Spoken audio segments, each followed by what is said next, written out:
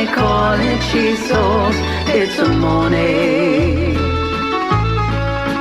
You can put it in the lasagna tin, make it thick or thin, and do it your way. When you make bechamel and you add cheese as well, it's a morning. You're listening to Rebecca Bowen with Quite a Stir on Radio Cardiff 98.7 FM. Good evening, you're listening to Rebecca Bowen talking all things food.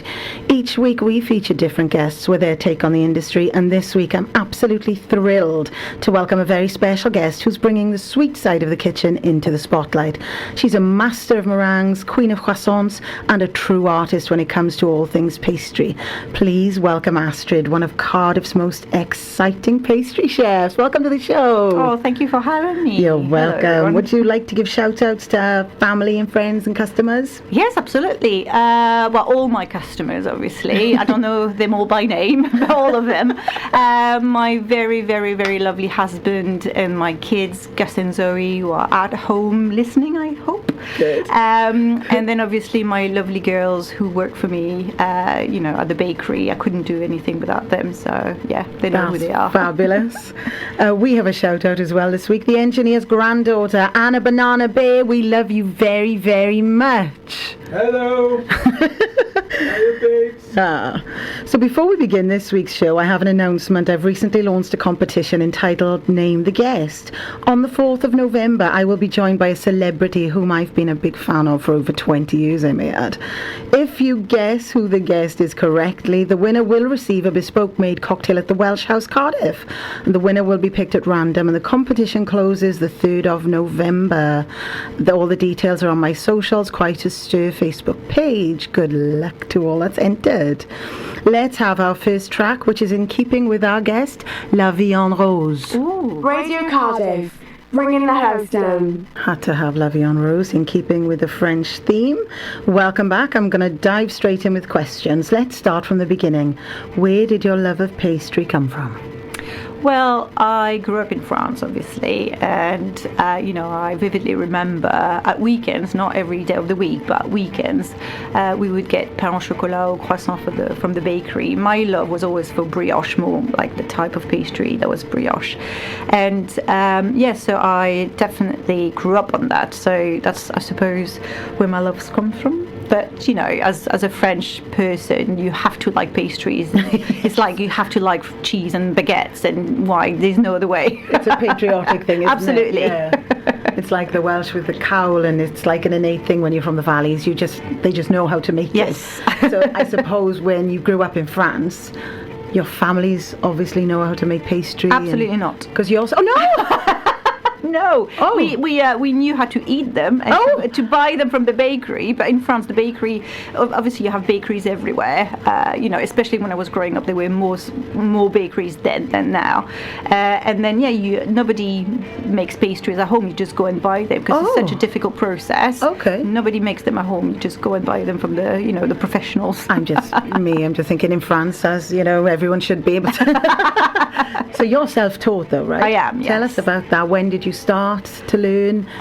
Well, just like everyone during COVID, I had a bit of an epiphany where I thought, I don't like my job. I used to be a project manager. I don't like my job anymore. It's too stressful. My kids were very, very young at the time. My youngest was 14 months old or something.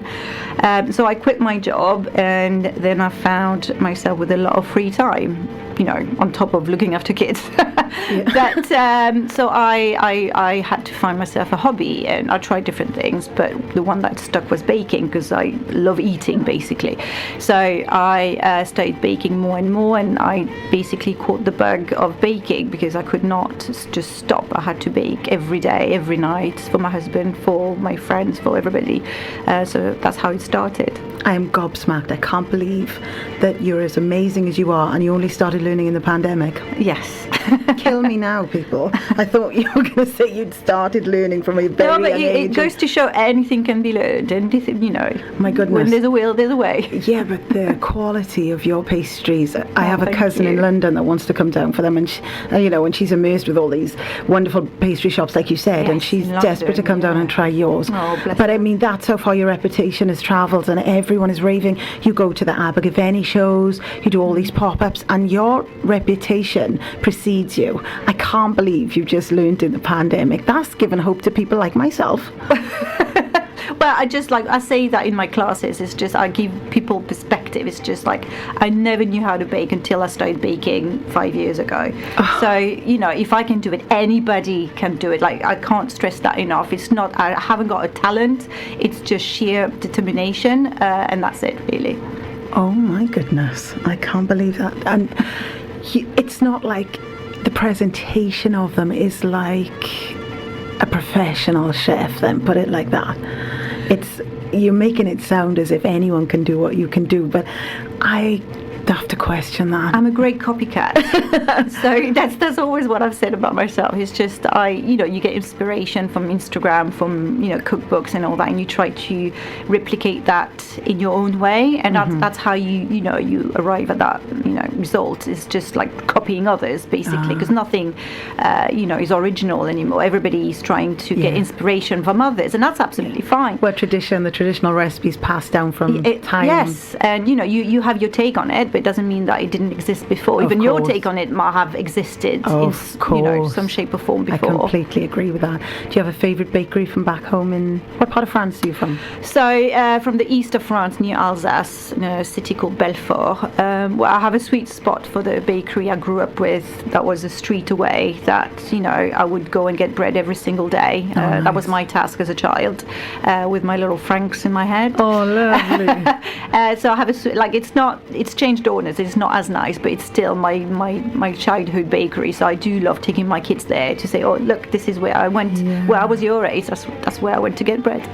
So yeah. I love that. And we were talking just now about what brought you to Wales. I love that story, and I'm sort of begging you to share it So with it's our not listeners. pastries or bread or wine or cheese. It's love. It sounds really soppy, but that's my husband. Was my boyfriend at the time. Is from Newport, and should I say the whole story? Yeah, I love it. I love the story. So that was I moved 18 years ago to Newport, but I'm 45 now, but we met when I was 16. I used to live in Australia, and so he was in Newport. I lived in Australia, and my class and his class, we did an exchange, pen pal exchange program thing. So I picked his name out of a hat, and then I started writing to this guy in Newport in Wales. And I was 16, so that was, how many years that was? Yeah, almost 30 years ago now. And yeah, for 10 years we just corresponded, with letters. Then MSN Messenger appeared, and we kept in touch. We had that connection. Nothing. We're just friends. But after 10 years, we decided to meet, and it was love after our first sight. There we are, and I'm here now. It's like a movie. That is like a movie I watch, a chick flick. I can't believe I've actually met somebody that's happened to. That's amazing. I love that story. And you left France. And I left France for him. That says a lot, like how much I love him. It certainly does. So when it comes to pastry, what's your preference, Danish or French? Or is there a difference? Is there a method? Is there ingredients? Is it both? Explain. So Danish, the interesting thing is that it's terminology. So Danish can refer to the shape of it. The shape of it being like a vessel to put some creams in it, or toppings on it, or you actually refer to the Danish pastries like the ones you find in Scandinavia. Okay. So these are two different things. Right. What I would call a Danish, for example, is just croissant pastry. It's just the shape is a bit of a cup, for example, or something that can hold filling, basically. and things that you can Would it be see from sweet and outside. savoury or just sweet? You can have actually have savoury ones. I don't make savoury ones, but yeah, you can absolutely have savoury Danishes as well. But yeah, I make sweet ones just because of the times I have my pop-ups and all that. It's never around lunchtime, so mornings are more for sweet stuff. But Danish pastries, as in when you mentioned the pastries from Scandinavia, they are slightly different to the pastries from France, because I think I'm not an expert, but the recipes are slightly different, the methods are slightly different, and also they rely on different flavors as well. Like I know they love saffron, for example, or a lot of seeds, like sesame seeds and all that, cinnamon, seeds, so a lot of spices, cinnamon, Okay. that sort of thing. So that's very, very popular in Scandinavia. Because with a Swiss cake, the method is completely different again to a normal kind of like what we would call a Victoria sponge. Are you aware of the Swiss? What's a Swiss cake? The Swiss method. So basically there's no fat in a Swiss. You've got 4 egg yolks, although some people say that's fat. 4 egg yolks, 4 sugar, and 4 flour. There's no butter in there. And then you whip the egg yolks and the sugar to a frenzy, and like you would a meringue. Yeah. And then you sort of like sieve the flour and fold it through. So it's an incredibly light sponge. But that we're talking about different methods. Yes. That is a different method, isn't it? Absolutely. So the Danish, what is the methodology there? What is different to? I'm not sure. I'm not an expert on like Scandinavian pastries, but I think maybe they have eggs in their dough that we don't have in croissant dough.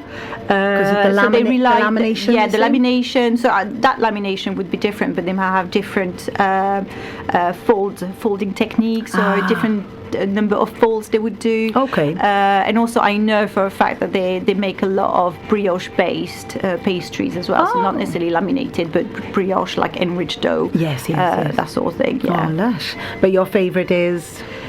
In terms of French pastries, my favourite would be either pain au chocolat or pain suisse, because it's got chocolate, and to me, if it hasn't got chocolate, it's not worth eating. Okay. So love that. so that's, and I do like a pain suisse. And it's always a dark chocolate, though, isn't it? It's always a dark chocolate. And what percent? So you can have various percentage of dark chocolate. The one I use is 55, but you can go a bit higher. You can go lower. You even have like 48% dark chocolate. Yeah, absolutely. You can even go, even higher. But I find that the one I use is 55, 58, depending on the type of pastries, and that's more than enough. And is that a Belgian chocolate, a French chocolate? It's a French chocolate. Chocolate? I have to use my French ingredients. So it's French butter, French flour, French chocolate, all French. Wow, how difficult is that to source for you? Not at all. Only because I have a great supplier called Classic Fine Food. So they work, they have a huge network. They have their own vans, and they have a huge networks of restaurants and bakeries that they supply. Yeah. And then they source all the ingredients. Not all, but like some of the ingredients are from France. So it's very easy for me to just put my weekly order. I like this, and then it gets delivered directly to me. So it's actually very easy. But you have to be a business to order from them. You can't be the average Joe. Yeah. I see. Yes, okay. Yes. But the engineers his family is from Grenada, and they lovely. They are big with what's the percentage of the dark chocolate in Grenada? 70%. Something like that. The darker the better, honestly. I love my 70%. Even 90%, I can eat it. Like when it's very bitter. I haven't tried a 90%. I love it. The it's very bitter. chocolate is lovely. But like when it's very good chocolate, it's absolutely worth it. It's lush, yeah. You can't compare, not this here, but you can't compare a Bourneville dark chocolate to a quality dark chocolate. Yeah, nothing at all. No. Welcome back to the show. We are joined with Astrid from Astrid's Pastries. We love the name, by the way. My engineer keeps telling me off that I keep forgetting to introduce a guest. Sorry. Let's get back to it. Do you have a favourite dessert you make, and one that you really hate making because it's a nightmare? So when it comes to desserts, so not pastries as in flaky laminated pastries, but dessert, I love a tart. Who doesn't like a tart? Exactly. But I love a tart because it's so versatile. You can put whatever in it. You can be as simple as pear and frangipane, or you can be as elaborate as caramel and chocolate ganache, or lemon meringue, whatever. It can be so fancy and so simple at the same time. So that's my favorite to make and to eat. Absolutely. Yeah. Definitely. Did you ask what was my what's your nemesis? My nemesis, and I think a lot of pastry chefs will relate, or maybe not. Maybe it's just me, but I hate making macarons. I don't like eating them even. I know what But you mean. They've got that. They kind just of like thing. they're a bit tacky on the teeth. Yes. Unless they are very, very, very well made. And they're not, but you can get a So lot true. of them. Yeah. Yeah, I agree. And then there are a nightmare for me that I've never managed to make a good batch of them. Okay. Where I was super proud of them to the point where now I've just given up and so I'll never make them again. So yeah, they're incredibly challenging. They can be extremely challenging to make. And it's sort of a meringue kind Yes, of. absolutely, and it's just about the meringue chewy, itself. soft. Yes, it's like the meringue is not the hardest part to make because it's often with a Swiss meringue, but the hard part is then to incorporate it to the dry bit, which is the almonds, etc., and to get it to the consistency that you can only gauge with experience. Okay. Because if it's too runny, then it's going to flop on your tray like a Yes, pancake. And if yes. it's too hard, then it's going to crack. Yes. And it's just about the mixing. It's called the macaronage. It's a very specific term, macaronage. I don't know how to say it in English. But that is so specific that I've never managed to make a good one. And they always turn awful. So I just know I don't like making them. That's it. I've decided that they're not for me. Fair enough. And I don't get the rave about them anyway. They're tiny, they're gone in 2 seconds. Yeah. They're very expensive for a good reason because they're so tricky to make and there's a lot of elements. But they're so expensive, and as I said, you have 2 bites and then they're gone. Yeah. So I'd rather make other things that last a bit longer. Absolutely, yeah. And a lot of people think choux pastry has the same Yes. kind of thing. It can Absolutely. it's tricky, isn't it? It can flow flat, or Yes. and the elements have to be right. If it's too hot in the kitchen and that you need to cool the. Yes, well, it's not even the temperature, this one. It's just, again, the consistency.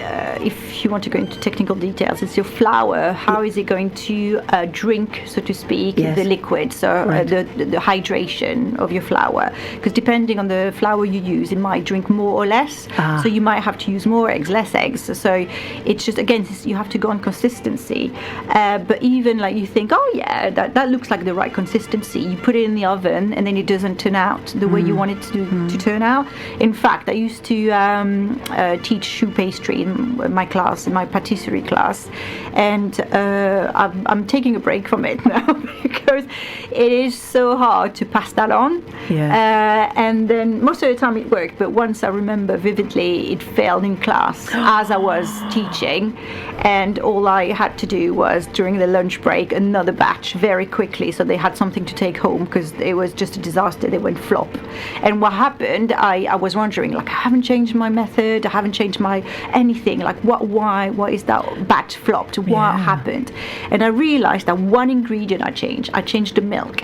And at the time I was getting farm milk, whole farm milk, and if you've ever had a whole farm milk, is very, very fatty. You've got the top of the milk is like Yes. full of fat, isn't it? Yes. So it's very, very fatty. So I would say, because you already have butter in the pastry and eggs and all that, there's already a lot of fat, and I added more fat then because it was very fatty as a milk.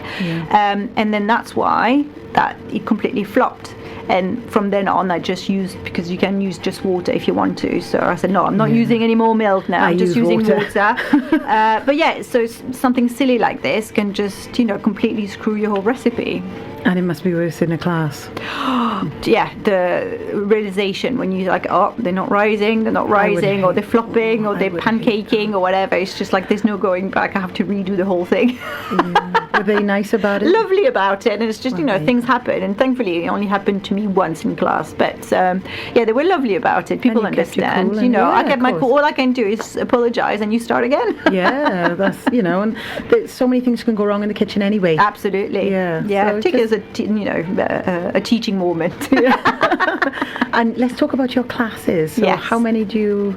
So I give about 4 or 5 a month. I used to give more, but That's still a lot. That frequency was getting too much on top of the pop-ups and everything.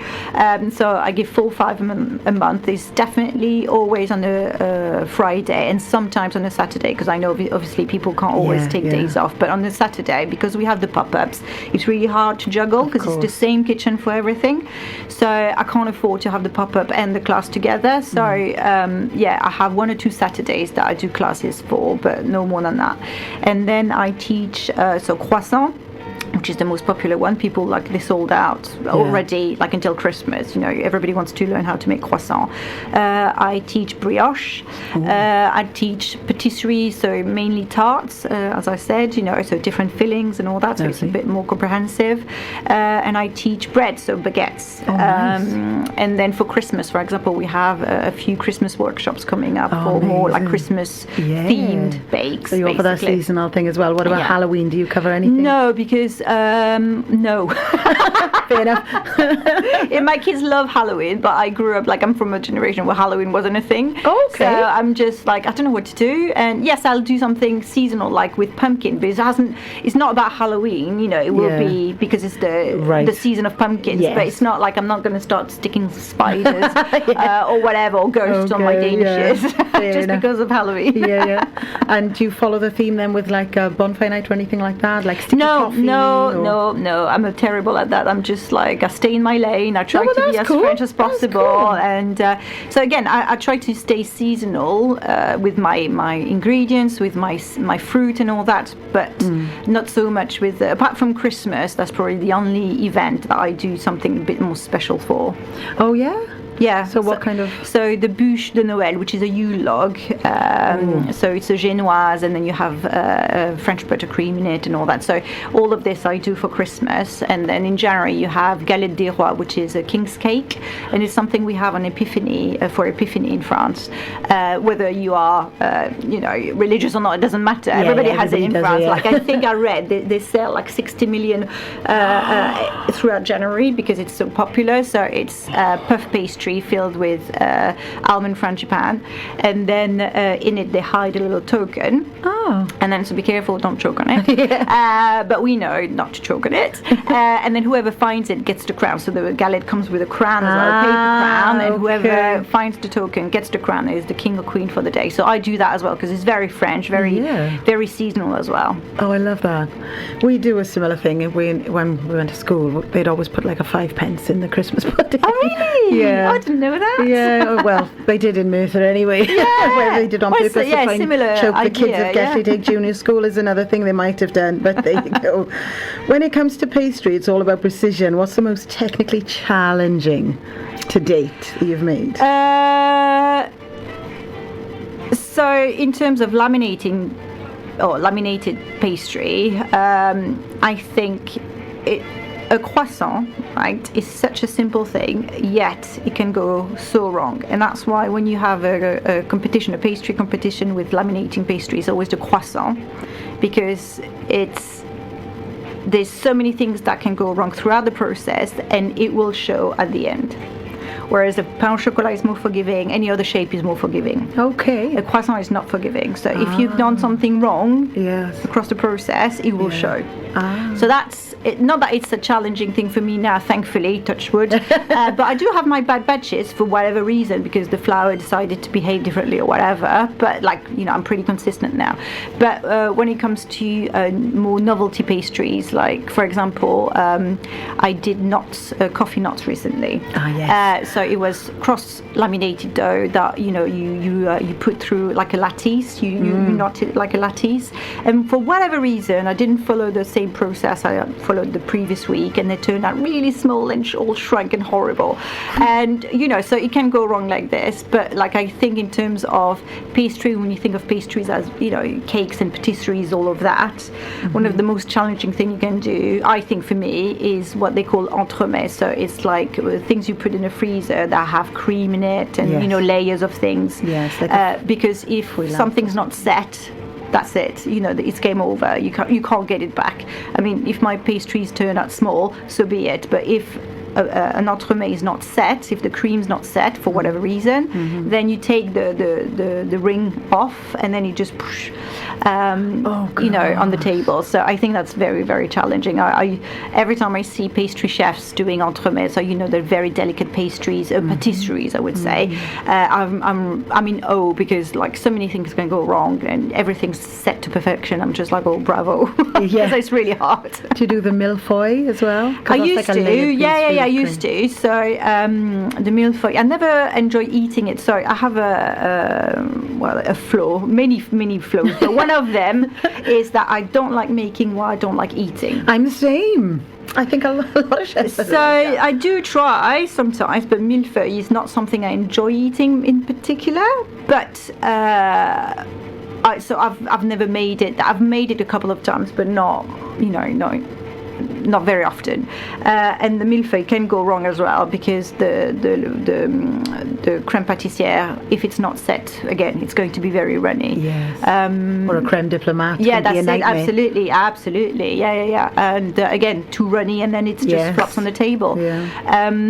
So yeah, the millefeuille. I do enjoy eating it more now because I have more of an appreciation of how it's made. Yeah, okay. But still, it's not my favorite because it's a bit messy. It's a bit, So is it's it too layers big. of puff pastry? Yeah.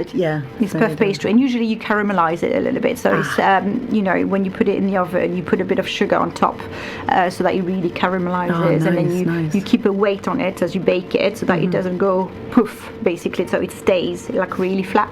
So yeah, that's the. With the British desserts, you've got like Victoria sponge. People rave about. They rave about the scones that you have on an afternoon tea. What one stands out in France? Across all of France, not just a region. The one that's like when we say Britain, we say Victoria sponge. I'm going we to sound say terrible scones. here, but I'm so sorry because I do love a good Victoria sponge, and I do love a hot cross bun, and I do love all this. So don't take what I'm about to say go on. for me. But French people don't care. Don't even know what's a Victoria sponge or a hot cross bun. No, I mean in France, what would be like? I see what you mean. Sorry, I thought no. how we rate the British baking. No. Oh goodness, no. There's no competition. France wins. Ding, ding, ding. It's a knockout. I'm so sorry. No, I mean when you say, like in Wales, I suppose you had spotted dick, you had Barrett. Yeah, I see. And The in, regional the region stuff. But in Britain, it's like the jam and cream scones for the afternoon tea, I the see. Victoria sponge. So it's, in France as a whole, what would be the shining dessert? I think croissant, honestly. Really? Yeah, it's not a dessert, but it's a pastry, like, something you have for breakfast or for afternoon coffee, So it whatever. is the croissant. Is something you can find in whatever region in France, and, like the same as a pain au chocolat or baguette. It's just like that staple bake that you will find across France. And then every region, as you said, sorry, I didn't understand to start with, but every region will have this specialty. But yeah, I think the flan parisien is a Parisian tart. It's like a custard tart, if you want. But deeper, so much deeper than the custard tart you'd have here. But that's one that started in Paris, or so to speak, because we call it the flan parisien, Parisian tart. And that can be found throughout France as well. Okay. So, I think... but then, every region have their specialties. Yeah. That's cool. We are joined with Astrid from Astrid's Pastries. By the way, it's Astrid's petite cuisine. Sorry. Astrid Petite Cuisine. So sorry.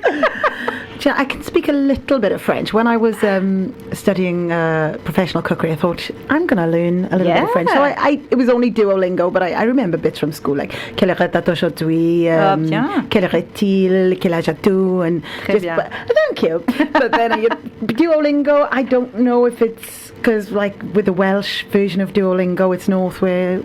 Is it? Yeah, so it's when you kind of look at that and you think, what am I actually learning the right things on Duolingo? Well, any learning is good learning, I think. I think so. You can't really go wrong. I bought my Escoffier cookbook, so I can. Lovely! Yes. You. Thank you. So we've discussed what difficult pastries. Let's talk about the easy ones that you can just knock out in 2 minutes. If there's such a thing. Yeah, What's there easy? is, absolutely. And so it's not cheap in terms of ingredients, but very cheap in terms of labor because it's so quickly made. Sometimes I do a chocolate moelleux, so it's a molten chocolate cake. We call them a lava cake over here. Yeah, lava cake, that sort of thing. Yeah. And I put it in molds that look like flowers, so they look very pretty. But it's just butter, chocolate, flour, sugar, What else? I think that's it. And eggs, obviously. And that's it. And you can whip it up just like brownies, just like in 2 seconds, bake them. But it's the amount of time you cook it for, because you have to have that molten. Well, no, because it's 8 minutes, because it has to be like so quick. Yeah. Because for it to stay inside, to stay That's right. nice and soft, Yes, so it's very quick on the oven. But then I fill them as well with different like top them, not fill them, but top them with a bit of praline or something like that, so to make them a little bit more decadent. But these are I would say very, very quick to make. But they're always a big hit, and I serve that in my classes as dessert, and everybody's like, "Oh, that's so nice. Can I have the recipe?" It's like, "Yeah, sure. This is the recipe. This is the easiest thing you can make." Absolutely. That's crazy, because everyone seems to think the lava cake over here is quite technical, because the middle you've got to get oozing and you've got to get the outside. So it's not quite the lava cake then. I see what you mean. It's not quite the lava cake because it is soft, but it's not runny. Oh, I see. So what's the difference? So it is soft, basically. So it's not a cake that it's... Oh, so just like a brownie, like you said. Yeah, it's like a brownie, in effect, you know. Right. But yeah, that's it. It's like a brownie, but there's no nuts or anything in it. Okay. But yeah, that's very quick to make. Yeah, absolutely. Great. You know. With the lava cake, have you had a crack at those? Yes, I love them. Are they? Would you say it's technically difficult? I think it's about having the right ramekins, you know, the right. I think back when I made them, because depending on the usually in France you have them in the ramekin as you eat them. Okay. You don't take them out of the mold because they just collapse otherwise. Yes. So to have that molten, lava like running inside, it's about the recipient in which you bake them that you're gonna eat them in as well. I think. That's good to know. It's good to know. Tell us about your pop-ups. So the pop-ups, I am upstairs, so I'm on Richards Road, and we share the building with Brother Ty, so I'm upstairs. Brother Ty. We love Brother Ty. Big shout out to Brother Ty, I love them. Ellen was here a hello, couple of Andrew. weeks ago. Hello. But yeah, so we share the building, so they're downstairs, I'm upstairs, and they're very, very kind to me, and on Saturdays or Sundays, depending on the week, because obviously they don't need the shop floor until lunchtime, until their lunch service. They allow me to pop up and put all my pastries on their tables in the morning, and then so that way people can go and grab the pastry. So usually it's like a 1 hour or 2 hour thing, and then I close doors because basically the staff then comes in for their lunch service. Of course. So they have to prep their stuff. So yeah, it's very, very, very popular, this one. I have a queue every time, which I still to this day can't believe this is happening. You know, it's just your reputation precedes you. I don't know. It's just your produce is incredible. Yeah, I don't take compliments well, but yeah, it's just I'm very, very humbled by it, because like week in, week out is just a queue of people, and sometimes it's the forecast is rain, so like that's not going to happen, and they're not going to queue. I wouldn't queue in the rain, but people do, and I'm just so humbled by it. I'm just like, this is beautiful, and I'm so thankful. So that's great. That's a great spot, and obviously it's just downstairs from us, so it's very easy. And then I have my lovely Ambika Social cafe in Abergavenny, in a beautiful setting, which is Linda Vista Gardens. I don't know if you've ever been, but it's just very bucolic. It's green, it's got birds, it's got trees, it's got flowers. I go there and I feel soothed. Yes, And so once a month, and I've been doing this one since the very beginnings of Astrid's Petite Cuisine, so since 2022, I would say. So yeah, it's been 3-4 years, and I have my people as well over there that wait, monthly for their pop-up, and it's always a good vibe, a good atmosphere, and I love my customers from Abergavenny, and I love Nadia. Nadia is the owner of Ambika Social, and she's such a beautiful person. So I'm very, very grateful that she allows me to use her cafe as my little pop-up shop as well, once a month. So yeah, that's the main 2 pop-ups. And then every Saturday, so it's not me personally doing it, but Pontcanna Market, which is in King's Road Yard in Pontcanna, they come and get my pastries every Saturday morning, and they set it up themselves, and they sell them, and that's beautiful as well. And they're really, really nice people, Keith and Caroline. So that would be closer for the engineer and I to get down to, because we live in the posh part of town, Ely. So Pontcanna's kind of closer for us. So it would coming over to Crewe, is it Whitchurch Road where you're on, yeah? Yeah, It's quite the a other way, side, and I yeah, hate yeah. that Cabalva roundabout, and then it's parking. I'm a terrible driver. Yeah. It can be fine, but it can be an absolute nightmare as well. So we're going to get some of your produce from Pontcanna. We'll be there. There Did you you say go. every Saturday? Every Saturday, yes. Fantastic. That's where we'll be. And Abergavenny is regarded as quite the foodie town. Yes, Did I you know think that? people know, but I've gone to the food festival as a bystander, never as a giver of whatever. But I think they do know their food. There's some amazing. There's already bakeries there that are really, really good. There's 2 bakeries already there. There's loads of lovely cafes, restaurants, and I think people know what's good and what's bad in terms so of if you're grub. So yeah. If you're a standard there, come on, you're doing something right, 100%. Let's talk about inflation. First of all, are you cash and card, or is it just card or cash? So mainly card, only because cash is, having change on you all the time. It's just, I do take cash, but it's just, I would say it's mainly card, especially in this day and age. And you become a target as well. Absolutely. So again, I'm lucky that I don't have a shop front or anything, but I think in terms of insurance, restaurants, they have to make a choice when they start off, because the insurance is going to ask them, do you take both, do you take one, and the premium just jumps if you take cash. So yeah. And let's talk inflation, because you started in the pandemic. You must see a massive difference. So I feel sorry for those that started not even during the pandemic, but 10 years ago, because that was even cheaper. So yes, it's definitely increased since the pandemic, massively, but even more so for people that have been in the business for 10, 20 years. And I still can't believe how much chocolate, flour, but everything, there's not one ingredient that has stayed the same, let alone no drop. But like not one ingredient. And especially when you start using quality ingredients like I try to use, like my quality French flour, French butter, French chocolate. You're a stickler just, for that? Yeah. No, quality is everything to me. Like, I will never, I'd rather raise my prices, and I try not to, but I'd rather raise my prices rather than choose a cheaper ingredient that is going to affect the taste of my bake. Fantastic. I will never compromise on that. And there are cheaper options, don't get me wrong, but I choose not to have the cheaper options, because even if I chose the cheaper options, I would keep my prices the same. So I feel like I would con the customers. So I'd rather give quality across the board. And I think people are okay paying the prices they pay for me. And I wish it could be cheaper, but it can't. I think they understand, and you pay for quality. Yes, that's it. And I hope that people understand, and they see that they weekly shop. My weekly shop, not for the business, but for my family, is not cheap either. No. So I totally.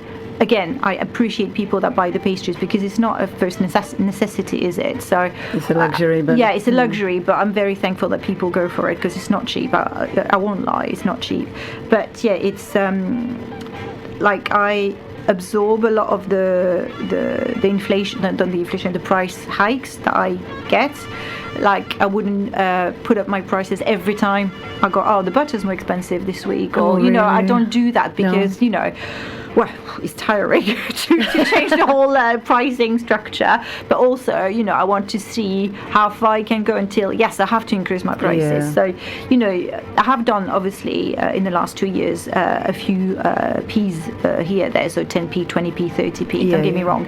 But I'm trying to put that in perspective, thinking like, it's just 10p or it's just 30p. It's not an increase of, £2 or whatever. And but I know a lot of other bakers, or I don't know that many people in the restaurant business, but in the bakery business I do, and they just absorb the cost because they feel bad about passing that on to the customers. But at some point you have to pass it on, because it's not just ingredients. The ingredients is the tip of the iceberg, is staff. Absolutely, the rents, the electricity, the everything, the rates. The rates. It's just everything so much more expensive than 4 years ago, 5 years ago. But again, I never knew anything different. So almost, like when I I started, it was already starting to get Yes. pricey because of the pandemic. There was supply and demand issues, yeah. so therefore things were expensive already. They got more expensive, but as I said, like, I feel bad for those that started 15 years ago, 20 years ago, because there was the golden era for hospitality. Like, everything was cheaper, and the average, not the average, but the wage were like £7 an hour, whereas now it's 12.50. Yes. You know what I mean? Like, it's almost doubled in 10 years. But yeah, so it is what it is.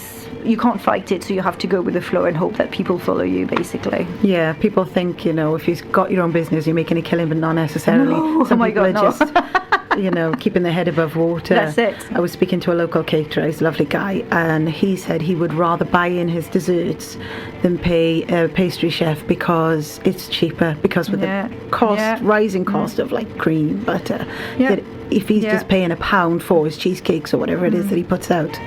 But isn't that a shame for the profession? It's such a shame, and for the quality and for the skills that you need to make things and all that. In France, that certainly has gone this way. Like, the number one question or number one comment I get often is like, "Oh, your pastries are just as good as in France." It's like, I bloody hope so. Exactly. Because, no, I'll tell you why. Because in France, it's a fact. It's a statistic. 80% of French bakeries have industrial pastries, so the same sort of pastry you'd find in Costa and whatever. 80% of bakeries in France, because the bakeries are crippled with taxes and that sort of thing. So they have, just like your caterer friend, they have to make a choice. Yeah. And bread in France is very regulated, so you can't call yourself a bakery if you can't make bread from scratch on site. Okay. But pastries are not regulated, so if you buy in frozen pastries, there's no problem. And that's what bakeries choose to do, because it's cheaper than buying somebody who's skilled at laminating them. It's not cheap. So sad. And for the skill, they're losing the skill. Yeah. So there's a slight reverse of the situation now in big cities like Paris and Lyon and, the touristy bits, which you can still get, good pastries from.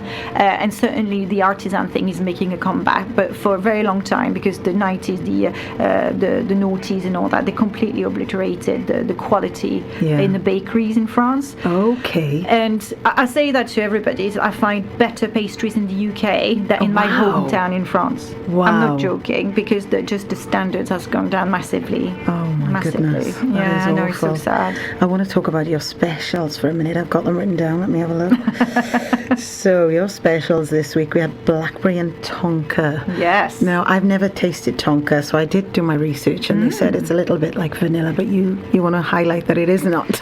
It's funny because, like, everybody says that it's like vanilla, but to me, once you taste it, you think, oh no, it's not vanilla. It's such a distinctive taste. But I will say, yes, it's like vanilla in the sense that it goes with everything a little bit. It's like a non-offensive sort of taste, but, and it is cheaper than vanilla. So some, might use it like vanilla, in the bake. But it doesn't taste like vanilla, if that makes sense. But it does bring a lot of flavour to something that could be quite bland otherwise, you know what I mean? But you're very inventive with your bakes then, obviously. I Blackberry try and to be. tonka, yeah. Apple and custard nests. I would These are definitely- just like, because of autumn, they're making a killing, and it's just Yeah, a good combo. that's Like, to me all me, over. heaven is an apple tart with, either custard or vanilla galette, ice yeah. cream or something like that. I just love it so much. So yeah, these are absolutely very popular. The coffee and chocolate knot, is that a kind of tiramisu-y kind of thing or not? No, it's just a regular, it's such two flavors that come together so easily. Like, you think of mocha, for example. Yes. You know what I mean? Like, it's like chocolate and coffee go so well together. So yeah, and it's a follower who's been harassing me. I'm joking, he's not harassing me. Like, every time I was posting something like, make something coffee. And I do love my coffee. I don't drink tea, I just drink coffee. So it makes sense to me. It's like, of course I'll make something coffee. So, and again, because there's less fruit now, I try to come back to more caramel, chocolate, coffee, the flavors that in winter are easier Cinnamon, maybe. to produce than your fancy fruit that are not in season anymore. Yes, yeah. cherry bakewell. Now, isn't that? Would you say that's a British thing? Very British. And I had to go British on this one, and it was the idea of my head baker Emily. She says she loves cherry. I'm not a fan of cherry, but she loves cherry, and she said, "Oh, we should make something cherry bakewell." I was like, "All right," and I've been flying. People love the cherry bakewell, but yeah, to me, it's just like. Yeah, okay. The chocolate and caramel Danish. Yes, Sounds another popular one, because again, it's an easy combo, combo, like yeah. chocolate and caramel. What But can it's go Danish wrong? rather than a croissant. Yes. So Well, it's a croissant base. It's just, again, the Danish is shape. just the shape of it. Like, think of it as a cup. I know what you mean. That's rum and what- vanilla cannella. Oh, the cannoli. I love that so much. And people are going quite crazy for as well. So it's something that's easy to make, but it has to be fermented over 2 days because the rum in it needs to just sit in your fridge with the batter for 2 days for really ferment to get the flavors nice, out. nice. And again, it's made with real vanilla, with the pods and everything. And it's the most delicious thing. The most delicious thing. We have run out of time, unfortunately. Can you believe it? And you do a pistachio croissant. Pistachio seems to be the flavour right thing now at with the the Dubai moment, chocolate, yeah. the pistachio, everything. Yeah. So you include that as well. Yes. I'm just going to quickly go through these. So your regulars: pistachio croissant, hazelnut and praline, pain au chocolat, cinnamon buns, pecan chonkas. The chonka is because it's chocolate and tonka. Cool. The pain sui, the praline almond croissant and pain au chocolat. If you fancied any of those, get your bums to Astrid Petite Cuisine. I think I Very said that right. good. Thank you so much for joining Thank us you this so week. It's much, been amazing. Rebecca. We are going to leave you with 4 Act Riot, and this is Crisis.